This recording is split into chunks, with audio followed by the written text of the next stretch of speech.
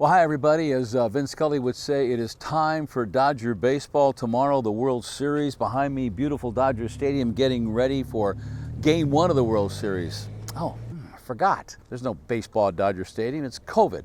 Speaking of COVID, it's been around for a very long time now. And speaking more of COVID, the president and Dr. Fauci. Everybody trusts Dr. Fauci, don't we? The president started it today with his remarks, and Dr. Fauci responded.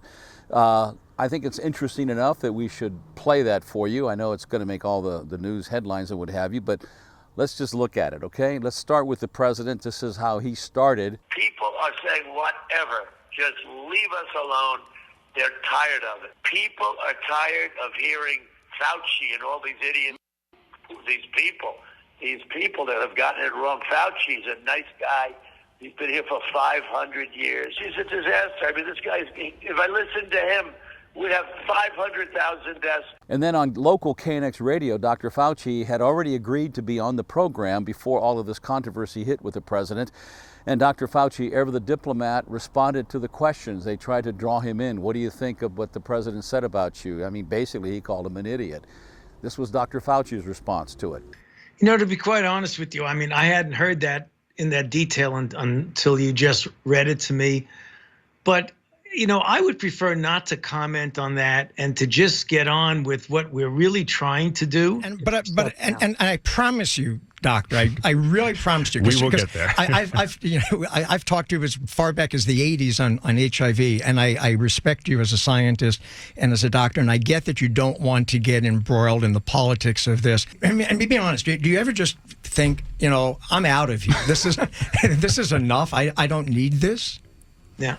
Well, you know, it depends if you take it personally. I focus totally on the health and the welfare of the people of this country. That's what I've devoted 50 years of my career towards, 36 of which were as the director of this institute. That's the only thing I really care about. That other stuff, you know, it's like in The Godfather, nothing personal, strictly business. As far as I'm concerned, you know, I just want to do my job and take care of the people of this country. That's all I want to do. So as you contemplate the latest, just keep this in mind.